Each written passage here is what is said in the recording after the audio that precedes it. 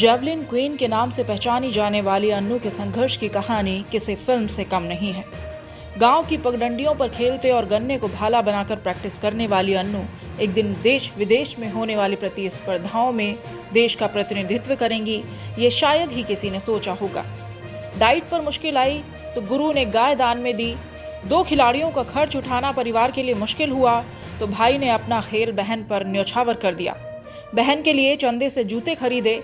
अन्नू रानी को एथलीट बनाने में तमाम मुश्किलें आईं, लेकिन अपने संघर्ष और कड़ी मेहनत के दम पर उन्होंने सफलता का परचम लहराया। इस वक्त मैं उसी जगह पे मौजूद हूँ जहाँ अन्नू रानी कभी गन्ने से प्रैक्टिस करती थी। वो गन्ने का भाला बनाकर इसी चक्रोड पे अपनी प्रैक्टिस करती थी।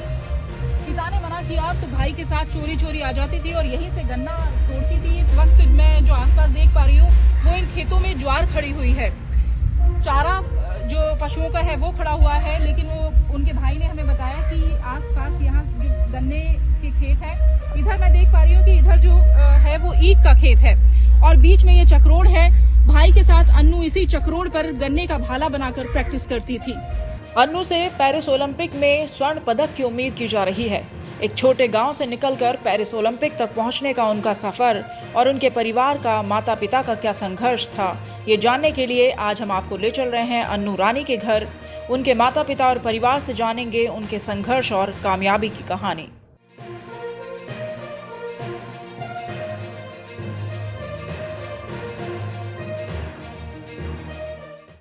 ये वही आंगन है जो अन्नू रानी जहाँ खेली कूदी पली बढ़ी। इस आंगन में ये जामुन का पेड़ लगा हुआ है। मैं आपसे रिक्वेस्ट करूंगी कि आप इसको भी दिखाइए। पीछे बहुत सारे जो हमें इक्विपमेंट्स भी दिख रहे हैं उनके जिन पे वो एक्सरसाइज करती होंगी। इधर ट्राई साइकिल रखी हुई है और अन्नू के पिताजी यहाँ कपड़े पहन रहे हैं, इंटरव्यू की तैयारी कर रहे हैं और पीछे पोस्टर उनके लगे हुए हैं कि कैसे अन्नू ने सफलता यहाँ प्राप्त की है। हम अन्नू के पिताजी श्री अमरपाल जी से भी हम बात करेंगे थोड़ी ही देर में। ये जो पीछे आप मेरे इधर देख रहे हैं ये बिल्डिंग, ये है वो स्कूल जिस स्कूल में अन्नू रानी ने अपनी प्राथमिक शिक्षा ग्रहण की है। इस स्कूल में इस वक्त ताला लगा हुआ है, छुट्टियां हैं स्कूल की, लेकिन इस स्कूल का भी अन्नू की जिंदगी में एक महत्वपूर्ण रोल रहा है। और हम अब बात करने जा रहे हैं अन्नू की माता जी मुन्नी देवी जी से। घर का ये एंट्रेंस है और यहाँ चप्पलें बाहर उतारी हुई हैं। हम भी इस रूल को फॉलो करेंगे। उपेंद्र भैया कह रहे हैं कि आ जाइए बिना चप्पल उतारे ही, लेकिन जो घर के रूल है वो फॉलो करने चाहिए। हमारे साथ इस वक्त जुड़ रहे हैं अन्नू रानी के भाई उपेंद्र कुमार जी। उनका इस अन्नू रानी के संघर्ष में क्या योगदान रहा है हम उनसे जानेंगे, क्योंकि वो ये शख्स है जो अन्नू रानी को यहाँ तक लेके आया। पिता ने जब भाला फेंकने की प्रैक्टिस करने से मना कर दिया तो उपेंद्र भैया ने उन्हें चोरी से भाला फेंकने के लिए उनको साथ में ले जाते थे और खेत में प्रैक्टिस कराते थे गन्ने से। कैसा सफर रहा हम उनसे जानते हैं, बताइए भैया। नहीं, सफर तो ठीक रहा हमारा। उधर स्टार्टिंग में होता है, सभी जगह होता है, मुश्किल होती है। लोग सोचते हैं भाई पता नहीं कैसे करेंगे, आगे प्रॉब्लम आती है, लेकिन वो करते करते बस निकल गया, हो गया थोड़ा हमारा। आपकी सारी प्रॉब्लम भी होती है, इसमें इंजरी वगैरह भी होती है, बहुत प्रॉब्लम हो जाती है, लेकिन जिसको लगन होती है और लगन से जो करता है उसको कामयाबी मिलती भी अच्छी जाती है। आपने जब अन्नू रानी उस दौरान प्रैक्टिस कर रही थी तो आपने उसे कैसे पहचाना कि ये बहुत आगे जाएगी? ये साथ में खेलते थे, कितना उसकी उम्र ऐसी, वो 8 या 9 क्लास में थी उस टाइम। कम में थी लेकिन हमारे बराबर थ्रो कर देती थी बॉल का, जो क्रिकेट खेलते थे ना। तो तभी सोच रहा था मैं ये थोड़ा शोल्डर में इसको पाव आ रहा है, शॉर्ट पुट वगैरह डिस्कस। स्टार्टिंग में तो शॉर्ट पुट डिस्कस ही कर रहा था, और लेकिन थोड़ा सा हाइट की वजह से हम उसको मतलब उसको बंद ही करना पड़ा, क्योंकि हाइट शॉर्ट पुट में आपको अच्छी हाइट चाहिए। जैवलिंग एक टेक्निकली गेम है, उसमें केवल आपको टेक्निक ही लगानी पड़ती है, उसमें हाइट का इतना बड़ा मैटर नहीं होता, इशू नहीं होता। तो हमने उसको फिर जैवलिंग पे स्टार्ट किया, करते करते अपना। और गांव के समाज से निकलना, गांव में आपसे भी कई बार लोगों ने कहा होगा अरे क्या चक्कर में पड़ रहा है, खेल वेल में कुछ नहीं रखा, तब कैसे टैकल? हाँ नहीं, ये तो बोलते थे दूसरे का धन है, किसकी मतलब क्या कर रहे हो ये। लड़कियों गाँव में बोल देते हैं बिल्कुल ऐसे। बिल्कुल। मैं भाई कुछ नहीं, जब तक अपने घर में है तब तो करवाएंगे, जब दूसरे के धंधा दूसरे घर तब की जाएगा तब देखी जाएगी, तब तब की तब देखी जाएगी। बिल्कुल। आज जब लोग यहाँ मिलते होंगे, इस गांव को, बहादुरपुर गांव में इस समय हम मौजूद है, इस गांव को आज अन्नू रानी के गांव के नाम से जाना जाता है, तब आपको कैसा लगता है? ये बड़ा अच्छा लगता है बहुत। हमारे गांव में मतलब बहादुरपुर की पहचान हुई है अन्नू से भी, और गांव ने उसको दिया है। वो क्या मतलब पहले गांव ने दिया, उसके बाद ही उसने गांव का नाम किया है। तो गांव की बहुत बड़ी वो है, हम गांव की मानते हैं, सभी हमारे साथ में रहते हैं। जब भी वो आपकी मेडल लेके पूरा गांव एक बच्चा उत्सव मनाता है, तो बड़ा अच्छा लगता है, बड़ा सपोर्ट। बिल्कुल। गांव की बेटी को जो गांव वालों ने दिया वो आज उनको लौटा रही है और सफलता का परचम लहरा रही है। अन्नू के सफलता में इन संत का भी बड़ा रोल है। वो क्या है, हम उपेंद्र जी से जानेंगे। स्वामी जी का बहुत बड़ा इसमें योगदान, या मतलब आशीर्वाद ही कहेंगे, संत का तो आशीर्वाद ही होता है। और जब हमने स्टार्ट किया था कुछ भी नहीं था, मतलब ये सब एक जीरो से स्टार्ट किया था। हाँ जी। उस टाइम शूज वगैरह नहीं थे अन्नू के पास, जो मतलब एक ट्रैक एंड फील्ड में चाहिए ना, स्पाइक्स वगैरह बोलते हैं इसको, जो वहाँ पे दान आता है, जो बड़े बड़े सेट आते थे, उनके दान से ही वो स्वामी जी उसको एक बार 5,000 रुपये किसी ने दिए थे दान। तो स्वामी जी बोले कि भाई आप, गांव में ऐसे होता है कि कन्या है, चलो इसको दे देते हैं, इस तरह का था क्या? नहीं गांव में नहीं, वो तो आश्रम में आए थे, एक सेठ लोग आए थे, उन्होंने कहा था भाई स्वामी जी आपके लिए थोड़े से कुछ दान लाए। वो स्वामी जी बोले नहीं, आप मुझे नहीं, आप इस लड़की होती। हाँ, वही मैं बोल रही हूँ ना, कैसे होता है कि कन्या होती है तो उसको दे देते हैं, इस तरह से था क्या? हाँ ऐसे ही है। तो फिर 5,000 रुपये दिए थे उस टाइम। 5,000 रुपये का स्पाइक्स लेकर आए थे पहली बार। ओके, पहली बार। उसको खेल, जिसके बारे में कहा जाता है कि चंदे से जूते खरीदे थे। हाँ जूते, वो शूज की वही जूतों की तो अलग स्टोरी। अच्छा, वो अलग स्टोरी है। हाँ, वो बड़ी इम्पोर्टेंट है। स्पाइक उस पर भी हम बात करेंगे थोड़ी देर में। स्पाइक जो खरीदी थी उससे पहन के इसने पहली बार जूनियर नेशनल में रिकॉर्ड किया था। ओके। और फिर थोड़ी प्रॉब्लम डाइट वगैरह की आई थी। हाँ।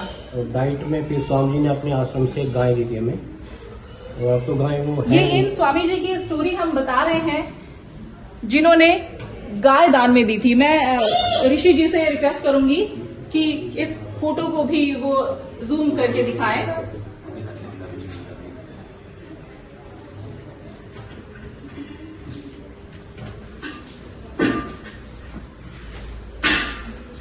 पहली बार स्पाइक्स मिले, उसके बाद अन्नू रानी ने पीछे मुड़कर नहीं देखा। और इसके आगे की स्टोरी फिर से हम उपेंद्र भैया से जानते हैं। इस टाइम थोड़ा डाइट की प्रॉब्लम आई थी, तो गाय और दी थी स्वामी जी। गाय अब तो है नहीं, काफी टाइम हो गया, वो गुजर गई थी गाय। अच्छा। और उसके बाद तो फिर सिलसिला स्टार्ट होता रहा। फिर जूतों के लिए भी थोड़ी प्रॉब्लम आई थी, जो रनिंग जिसको रनिंग करते थे वो भी वहीं से 2-3 हजार रुपये दान करवाए थे स्वामी जी लगाने के लिए। और एक बार थोड़ी इनको प्रॉब्लम भी आई थी एल्बो में, तो डॉक्टर्स ने तो मना ही कर दिया, बोले आप अब नहीं खेल पाएंगे, अब नहीं खेलना, मतलब खेल बंद कर देना अभी आपको, ये होगा नहीं, मतलब इसका एल्बो। अच्छा, हाँ, थ्रो नहीं कर पाएंगे। तो स्वामी जी बोले ना ये कुछ नहीं होता, डॉक्टर होता है ऐसे बोलते हैं, सब हो जाएगा, तुम मेरे यहाँ से थोड़ा कुछ घी भी लगा ले जाओ। गाय का घी आपके घर भी होगा, जो गाय दी है उसको घी लगाओ। तो उसने उन्होंने थोड़े दिन घी भी लगाया, उससे आराम लग गया, स्टार्ट हो गया। फिर से दोबारा दौड़ शुरू करी, फिर से मेहनत करी और ऊंचाइयां पा ली। अब हम अन्नू की माता जी से बात करेंगे, जो किचन में कुछ खाने पीने की तैयारियों में जुटी है। बेटी आज पेरिस ओलंपिक के लिए यहाँ से मेरठ से निकल जाएगी, उसकी तैयारियों में परिवार जुटा हुआ है। अन्नू जी की माता जी हमारे साथ हैं, मुन्नी देवी जी। हम उनसे जानेंगे कि आज जब वो बेटी को इस मुकाम पे देखती हैं तो उन्हें कैसा महसूस होता है। संघर्ष के वो सारे दिन याद आ जाते होंगे जब बेटी के लिए मेहनत की, बेटी को इस मुकाम तक पहुंचाया। वो आंखों में आंसू आ गए हैं, नम हो रही हैं आंखें। वो अपने आप में ये कहने के लिए काफी है कि बेटी के लिए कितना कुछ सहा है, कितनी मेहनत की है। आज महसूस होता है, ये खुशी के आंसू है, मैं बिल्कुल समझ सकती हूँ, लेकिन आपने जो किया है वो हर माँ नहीं कर पाती है।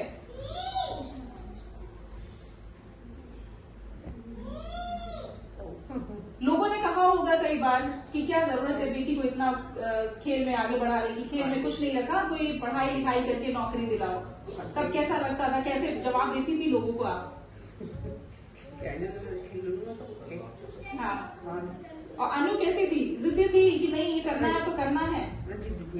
जिद्दी नहीं थी, जो कह देते थे मान लेती थी। तो क्या क्या उसकी डाइट के लिए मेहनत करना, खाना बना के देना, टाइम पे देना, ये सारी चीजें, कैसा संघर्ष के दिन कैसे थे? मुश्किल दिन थे। आज सुकून मिलता है? बेटी के नाम से मां को आज जाना जाता है तो कैसा लगता है? बहुत अच्छा लगता है। पेरिस ओलंपिक के लिए अनु जा रही है आज, कैसा कैसा सोच रही हैं, क्या सोच रही हैं कि मेडल लेके आए बेटी, कैसी तैयारी करे, आशीर्वाद उसके साथ है?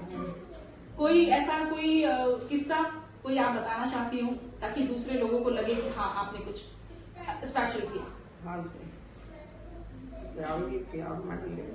मेडल लेके आएगी, बिल्कुल उनकी ऐसी आशीर्वाद अपनी बेटी के लिए है कि बेटी अगर गई है तो गोल्ड मेडल लेके लौटेगी। जैसा कि हमने आपको बताया कि हम इस वक्त अनु रानी की किचन में मौजूद हैं। इस तरफ उनकी माताजी मेरे इस तरफ खड़ी हैं और इस तरफ उनकी भतीजी है जो मेरे दाएं खड़ी है। अनु रानी की भाभियां हैं दोनों, उनसे भी हम जानेंगे कि उनकी सफलता में उनका क्या रोल रहा। जो इस घर ने किया है, जो इस घर की महिलाओं ने किया है, वो हर महिला नहीं कर पाती है। मेरे साथ अनु रानी की भतीजी है, आपका नाम? दीपांशी। आज कैसा लगता है, आज जो हुआ है उसके नक्शे कदम पे चलने का मन होता है? आपने कैसे उनको देखा है, उनका स्ट्रगल कितना समझ पाती हैं?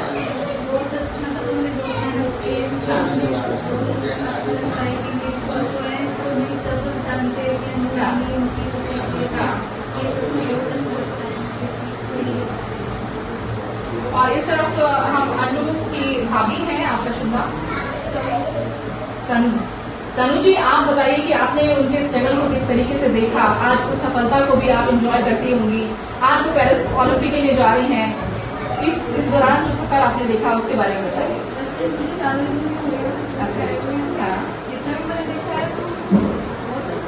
मेहनत करते हुए देखा।